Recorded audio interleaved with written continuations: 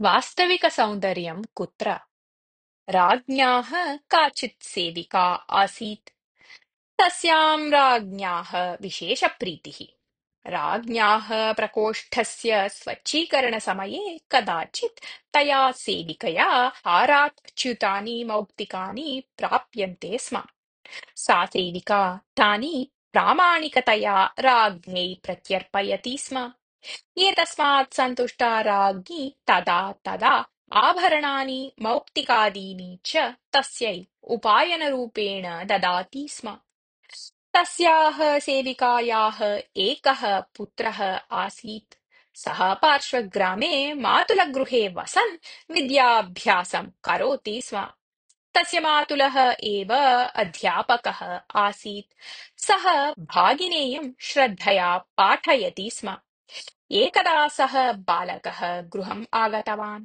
रात्रौ सः मात्रा सङ्गृहीतानि मौक्तिकानि आभरणानि च आकस्मिकतया दृष्टवान्।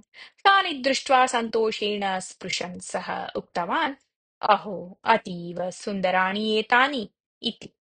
सत्यम्, एतानि सुन्दराणि एव, किन्तु इतोपि श्रेष्ठेन आभरणानि दृष्टवतीं राज्ञीं यदि भवान् पश्येत् तर्हि वास्तविकसौन्दर्यस्य ज्ञानं प्राप्नुयात्।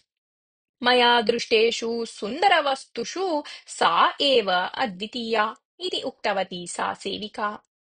एतत् श्रुत्वा बालकः प्रशान्ततया स्थितवान्।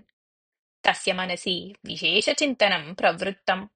अनन्तरदिने प्रातः सः गृहे न दृष्टः एव। चिन्ताक्रान्ता माता तं सर्वत्र अन्विष्टवती। प्रतिवेशिनः अपि अत्र साहाय्यं कृतवन्तः। तथापि सः बालकः केनापि कुत्रापि न दृष्टः। केषाञ्चन वर्षाणाम् अनन्तरं पुत्रेण प्रेषितम् एकं पत्रं तया मात्रा प्राप्तम्। पत्रे लिखितम् आसीत्, अम्ब, मातुलस्य मुखात् मया श्रुतम् आसीत् यत् सूर्यचन्द्रनक्षत्रगगनादयः भगवतः अलङ्काराः इति। आभरणेभ्योऽपि धारयत्री व्यक्तिः एव सुन्दरी इति भवती यत् उक्तवती, ततः अहं प्रेरितः अभवम्। आभरणेभ्योऽपि धारयित्री राज्ञी यथा सुन्दरतमा तथैव सूर्यचन्द्राद्याभरणेभ्योऽपि भगवान् एव सुन्दरतमः इति मया निर्णीतम्। अतः भगवतः अन्वेषणार्थं मया निर्गतम्। इदानीं भगवद्दर्शनं प्राप्य अहं प्रतिदिनं तस्य पादपद्मयोः पूजां कुर्वन् अस्मि। भगवतः भव्यता अलौकिकं सौन्दर्यं च वर्णनातीतम् इति।